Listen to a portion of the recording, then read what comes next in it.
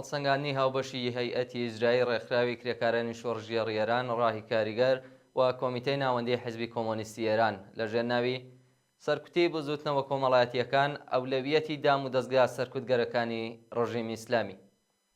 بینەرانی عەزیز، ئەم هەڵسەنگاندنە پێکهاتووە لە 5 خاڵ. خاڵ یەکەم، ئەولەویەتەکانی ڕژیم لە کەشوهەوای شەڕدا. لە بارودۆخێکدا کە کەشوهەوای شەڕ باڵی بەسەر وڵاتدا کێشاوە، ئەولەویەتی ڕژیمی ئیسلامی بریتیە لە سەرکوتی چالاکانی پیشەی و مەدەنی. هەفتەی ڕابردوو سەر لە نوێ شاهیدی مەحکومکردنی محەممەد حەبیبی هەڵسوڕاوی پیشەی مامۆستایان، سەپاندنی سزای 5 ساڵ زیندان بەسەر نیلوفەر حامدی و ئیلاهە محەممەدی، دەرکردنی سزای 10 مانگ زیندانی بۆ مونیژە خۆشنود هەڵسوڕاوی خەڵکی بۆکان، دەستگیرکردنی کەوسەر دێمانزادە و هەڕەشەکردن لە بنەماڵی دادخوازان بوون. لە هەمان کاتدا دەرکردن و دوورخستنەوەی سومەیە ئەختەر شومار، ئیسماعیل عەبدی و مەهدی معرف ڕاوێژکاری قوتابخانەکانی ناوچەی چواری پارێزگای ئالبۆرس لە پەروەردە و بارهێنان، دادگایکردنی کەوکەب بوداغی هەڵسوڕاوی پیشەی مامۆستایان، هەڵکوتانە سەرماڵی ڕەزا شەریفە مامۆستایەکی خەڵکی سنە و هەروەها بانکێشکردنی متاهێرە گونەیی بەیانگەری بەردەوامی سەرکوتی هەڵسوڕاوانی پیشەی مامۆستایان.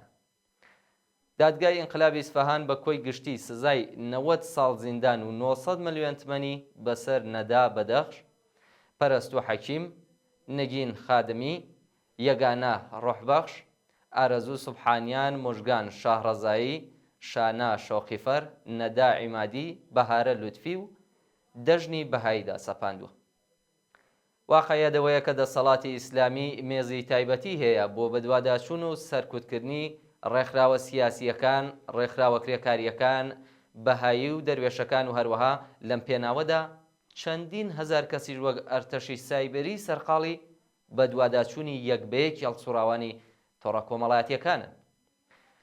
لێکۆڵینەوە لەم دۆخە ئەوەمان بۆ دەردەخات کە ڕژیمی ئیسلامی پتر لەوەی کە نیگەرانی هێرشەکانی ئیسرائیل و لێکەوتەکانی شەڕ لە ناوچەکەدا و هەروەها کاریگەری ئەو شەڕە لەسەر چارەنووسی خەڵکو و تەنانەت دەسەڵاتیش بێت، نیگەرانی پێشڕەویەکانی ئاخێزی جەماوەری خەڵکیێرانە.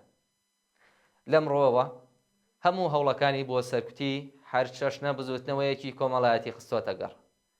واقعیەدەوەیە کە مەسعود پزیشکیان نەک هەر نەیتوانیوە هیچ کام لە بەڵێنیەکانی بەکردەوە دەرپێنێت، بەڵکو بە گرانترکردنی نرخینان و هەڵاوسانی بەردەوام و بێبەهاکردنی دراوی وڵات بە بیانووی هەلومەرجی شەڕ ژیانی لە زۆربەی هەرە زۆری دانیشتوانی ئەم کۆمەڵگایە کردووە بە دۆزەخ. ناکۆکی تند لەسەر لابردنیان لانەبردنی فلتەرکردنی تۆڕی ئینتەرنێت و هەوڵی باڵی پایەداری بۆ جێبەجێکردنی پرۆژە یاسای حیجاب دەری دەخەن کە بەڵێنەکانی مەسعود پزیشکیان پوچ و بێبنەما بوون. بە واتایەکی تر دەسەڵات لە ئاکامی دژوازیە ناوخۆیەکانی و پەرەسەندنی ناکۆکیەکان لەسەر بەستێنی داڕمانێکی سیاسی ناتوانێت تەنانەت وەڵام بە لانی کەم لە بەڵێنەکانی بداتەوە. هەر بۆیە تاکە ڕێگەیەک کە بۆی ماوەتەوە بریتیە لە چڕکردنەوەی سەرکوتەکان. واقعیەدەوەیە کە بێتوانایی دەسەڵات لە ئەنجامدانی کەمترین چاکسازی تەنانەت ئەو بەشەش لە ڕێفۆرمخوازانی بێهیوا کردووە کە بە ئومێدی هەندێک ڕفۆرم گەڕابوونەوە ژێر ئاڵای دەسەڵات. هەر لەمڕۆوەیە کە دەبێ چاوەڕوانی تونتربوونەوەی هەرچی زیاتری سیاسەتی سەرکوتگەرانەی دەسەڵات بین. بێگومان سیاسەتی سەرکوتکردن لە کەشوهەوای شەڕیشدا گەلێک چڕتر دەبێتەوە. خاڵی دووهەم، پاشەکشەی درەنگوەخت لە سیاسەتی دەرەوەدا. دەسەڵاتی کۆماری ئیسلامی ئێران لەژێر گوشاری بزوتنەوەی جەماوەریدا گەیشتوتە ئەو بڕوایە کە دەبێت بە هەندێک لە سیاسەتەکانی تا ئێستایدا بچێتەوە بۆ ئەوەی هەم خۆی لە ئیفلاس و داڕمانی ئابووری ڕزگار بکات و هەم توانێت لەگەڵ بزوتنەوە ئازادی خواز و داواکاری تەوەرەکان بەرەوڕوو بێتەوە. هێڵی پێشەوەی ئەم گۆڕینی ئاراستەیی ڕێبەری ڕژیم لەسەر بنەمای پاشەکشەکردن لە سیاسەتی دەرەوە بە مەبەستی چارەسەرکردنی گرفت و ناکۆکیەکانی لەگەڵ وڵاتانی ئوروپا دیاری کرد بوو. مەسعود پزیشکیان لە سەردانەکەیدا بۆ نیویۆرک لەگەڵ 7 کەس لە ڕێبەرانی یەکێتی ئوروپا کۆبەوە. بەڵام سیاسەتی دەستدرێژکردنی ڕژیم بەرەولای یەکێتی ئوروپا نەک هەر بە گەرمی پێشوازی لێ نەکرا، بەڵکو یەکێتی ئوروپا سیاسەتی ڕووبەڕووبوونەوەی گرتووەتە بەر. گەمارۆ خستنە سەر سێ کۆمپانیای هێڵی ئاسمانی ئێران بە بیانووی ڕۆڵی ئەوان لە ناردنی چەک بۆ ڕووسیا و هەروەها پشتیوانی کردنیان لە ئیدعای ئیماراتی یەکگرتووی عەرەبی و 6 وڵاتی یەکێتیە شێخنشینەکانی کەنداوی فارس سەبارەت بە داگیرکراوبوونی سێ دوورگەی ئێران لە کەنداوی فارس واتە تۆمبی بچووک، تۆمبی گەورە و ئەبوو موسا دەری خست کە یەکێتی ئوروپا چڕکردنەوەی گوشارەکانی سەر کۆماری ئیسلامی کردوتە چەقی سیاسەتەکانی خۆی بەرامبەر بە ڕژیم. یەکێتی ئوروپا کە لە ڕووداوەکانی یەک ساڵی ڕابردووی غەزەدا تەنانەت یەک جاریش بەرامبەر بە داگیرکردنی سەرزەمینی فەلەستینیەکان لەلایەن ئیسرائیلەوە کە بەڕوونی لە بەڕیارنامەکانی نەتەوە یەکگرتووەکاندا هاتووە ناڕەزایەتیەکی دەرنەبڕیوە لە ناکاو باز لە داگیرکردنی ئەو سێ دوورگەیە لەلایەن ئێرانەوە دەکات. بارودۆخێکی لەو شێوەیە نیشانەی شکستێنانی سیاسەتەکانی دەرەوەی ڕژیمی ئیسلامیە کە ئێرانی لەگەڵ مەترسی جددی بەرەو ڕووکردوێتەوە، بەڵام وا پێدەچێت کە هەوڵەکانی کۆماری ئیسلامی بۆ گۆڕینی ئاراستەی سیاسەتەکانی دەرەوەی درەنگ وەخت چوەتە باری کرداریەوە. لەم پەیوەندیەدا سەرەڕای سیاسەتی دەستدرێژکردنی کۆماری ئیسلامی بەرامبەر ڕۆسیا و چین و تەنانەت قبوڵکردنی مەترسیەکانی هاوکاری نظامی لە پەیوەند لەگەڵ شەڕی ئۆکراین شانبەشانی ڕووسیا ئەم دوو جلهێزە جیهانیە هیچ بایەخێک بە پێداویستی ئەستراتیژیەکانی ئێران نادەن. ئاڵوگۆڕە ئابوووریەکانی چین لەگەڵ ئەمریکا، ئوروپا، سعودیە و وڵاتانی دیکەی عەرەبی و تەنانەت ئیسرائیلی ژوای کردووە کە لەو شەڕی ئێستاشدا بە پارێزەوە هەڵسوکەوت کات و پشتی کۆماری ئیسلامی چۆڵ بکات. ڕووسیاش بەهۆی پەیوەندیە بەهێزەکانی لەگەڵ ئیسرائیل و کارکردن لەسەر میحوەری باکو و تەل ئەبیب وە سەرەڕایەوەی کە ئێران لە سووریا وەک پیادە نظامی هێزی ئاسمانی ڕووسیا هەڵسوکەوتی کرد، تەنانەت ڕێگە نادات کە سیستمە بەرگریە پێشکەوتووە دژە ئاسمانیەکەی لە سووریا ڕێگری بکەن لە هێرشی فڕۆکە ئیسرائیلیەکان بۆ سەر بنکەکانی ڕژیم لەو ناوچەیە. چاوخشانێک بەسەر کۆی گشتی ئەم هۆکارانە نیشان دەدات کە پاشەکشەی ڕژیمی ئیسلامی لە سیاسەتی دەرەوەدا زۆر درەنگ بووە و پێدەچێت بەبێ پاشەکشەی زۆر گەورەتر هیچ ئاکامێکی لێ نەکەوێتەوە. دیپلۆماسیەتی دەوڵەتی پزیشکیان بە سەردانە شەخصیەکانی خۆی و وەزیری دەرەوەی وڵاتەکەی بۆ وڵاتانی دراوسێ و عەرەبی هەوڵ دەدات وێنایەکی کەم مەترسیدارتر لە ڕژیمی ئیسلامی بە ناوچەکە نیشان بدات و بێلایەنیە وڵاتانە لە ئەگەری شەڕ لەگەڵ ئیسرائیلدا مسۆگەر بکات. ئەم بابەتە ئەوەمان بۆ دەردەخات کە بەرپرسە سەرەکیەکانی دەسەڵات لە بابەت پەرەسەندنی شەڕ و دەرەنجامەکانی زۆر نیگەرانن.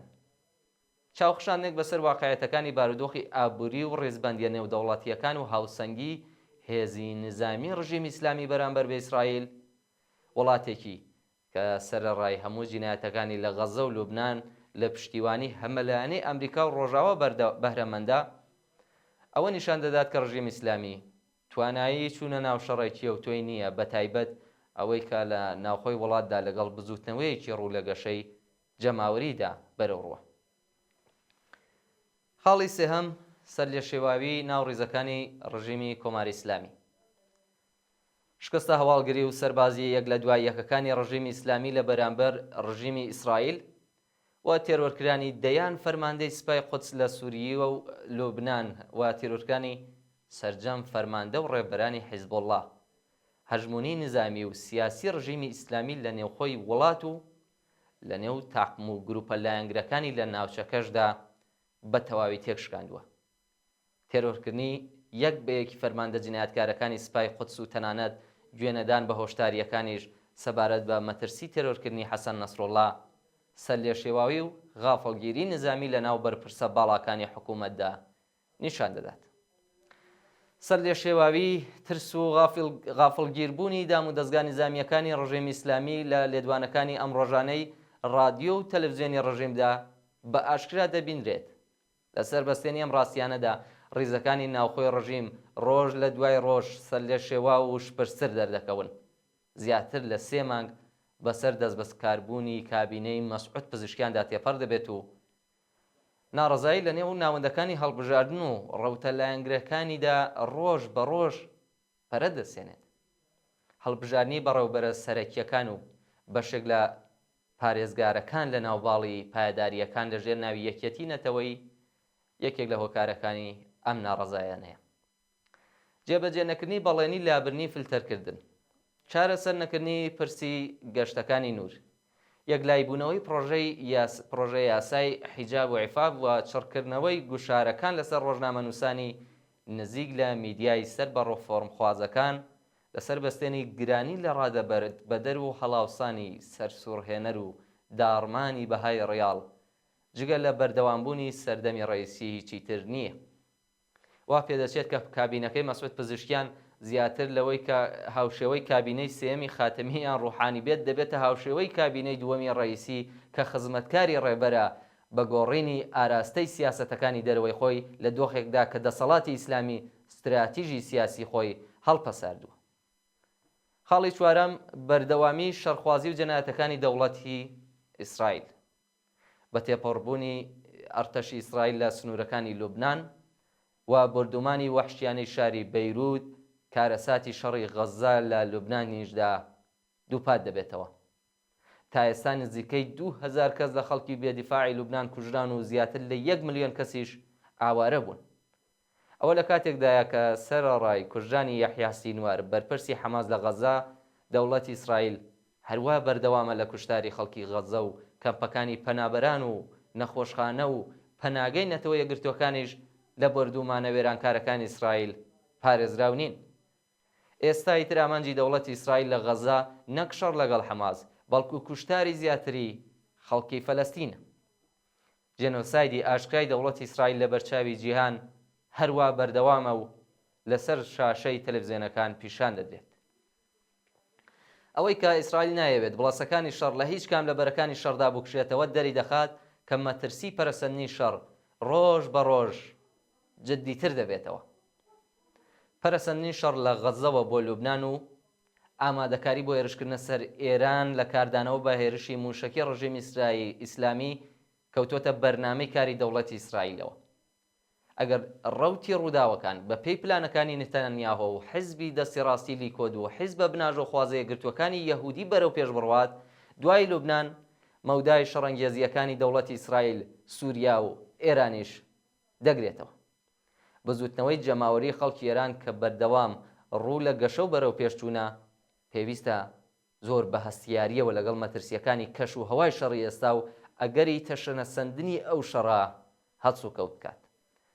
ڕێکخراوبوونی هەرچی زیاتری جەماوەر و بەتایبەت قوڵبوونەوەی ڕێخستنی ڕێزی موچەخۆران لەم بارودۆخە بەردەوام ڕوو لە ئاڵوگۆڕەی ئێستادا و هەروەها ئەو مەترسیە جدیانەی کە دوو لە چاوەڕوانی نین تەنیا ڕێگایە بۆ گەرانتیکردنی کاریگەری لەسەر هەل و مەرجانوێیەکان. ئێمە کردەوەی شەڕخوازانە و وەحشیانەی دەوڵەتی ئیسرائیل لە لوبنان و غەزە بە توندی ئیدانە دەکەین و بە هەموو شێوازێکی ممکن و کاریگەر پشتیوانی لە خەبات و ناڕەزایەتیەکانی دژ بە شەڕ و جێنۆسایدی ئیسرائیل لە ناوچەکە دەکەین. خاڵی پێنجەم ژنکوژی لە ئێرانی ژێر دەسەڵاتی ڕژیمی ئیسلامیدا. سەرەڕای سەرجەم گرفت و نەهامەتیەکانی ئێستای کۆمەلگای ژێر دەسەڵاتی ڕژیمی ئیسلامی زوڵموستەمێکی کە بەسەر ژنانی ئەم وڵاتەدا سەپێنراوە لە هەموو شتێک بازارترە. ڕۆژنامەی ئاعتماد ڕۆژی دووشەمە 30 ڕەزبەر 1403 هەتاوی راپۆرتێکی ناخەژێنی سەبارەت بە کارەساتی ژنکوژی لە ئێرانی ژێر دەسەڵاتی ڕژیمی ئیسلامیدا بڵاو کردەوە. ئەم راپۆرتە باز لەوە دەکات کە لە شەژمانگی سەرەتای ئەم ساڵدا لانیکەم 78 ژن و کەس لە سەرتاسەری ئێران لەلایەن پیاوانی نزیک لە خۆیانەوە کوژراون. ئەم راپۆرتە دەری دەخات کەم کوشتنانە لە زۆربەی شارەکانی ئێران ڕوویانداوە و تەنیا شار و پارێزگایەکی دیاریکراو لە خۆ ناگرێت. گومان لەوە دانیە کە ئامارە ڕاستەقینەکان گەلێک لەوە زیاترن و هەژێنەرتر، چونکە هەواڵی کوشتنی ژنان و کچان بە پاساوی شەرەفیان ناکۆکی بنەماڵەوە زۆر کات لە میدیاکانەوە بڵاو ناکرێتەوە. پێویستە و ژن و کچانەش کە لەژێر گوشارەکانی کۆمەڵگەی پیاوسالاری و یاسا و ڕێسای کۆنەپەرستانەی ڕژیمی ئیسلامیدا خۆیان دەکوژن بەم ئامارەوە زیاد کرێن.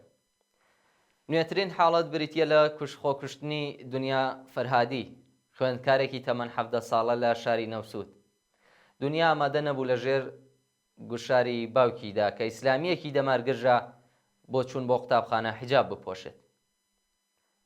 بوارپێدان بە کوشتنی ژنان لەلایەن کەسوکارەکانیانەوە و هەروەها خۆکوشتنی ژنان بەکردەوە بەشێکە لە تونند و تیژترین شێوەکانی سەرکوتی جەنایەتکارانە کە لەلایەن ئایدۆلۆژیای دژەژنی فاشیزمی ئاینی دەسەڵاتدارەوە لە دژی ژنانی ئێران پاڵپشتی دەکرێت.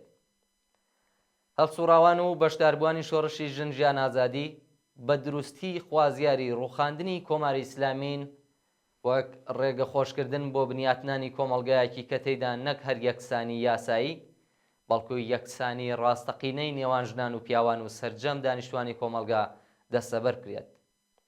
لە ڕوانگەی ئێمەوە تەنیا دەسەڵاتی کرێکاران و زەحمەتکێشان بەسەر کۆمەلگادا و تێپەڕبوون لە پەیوەندیە ئابووری کۆمەڵایەتیەکانی سەرمایەداریە کە دەتوانێت ئامڕازە پێویستەکانی گەیشتن بە یەکسانیە یاسایی و ڕاستەقینەیە دابین بکات.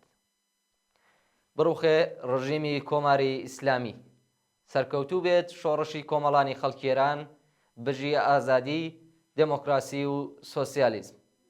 کۆمیتەی ناوەندەی حیزبی کۆمۆنیستی ئێران و هەیئەتی ئیجرایی ڕێکخراوی کرێکارانی شۆڕژگەڕی ئێران ڕاهی کاریگەر پێنجشەممە 3 خەزەڵوەر 1403 تاوی بەرابەر بە 24 ئۆکتۆبری 2024 زاینی.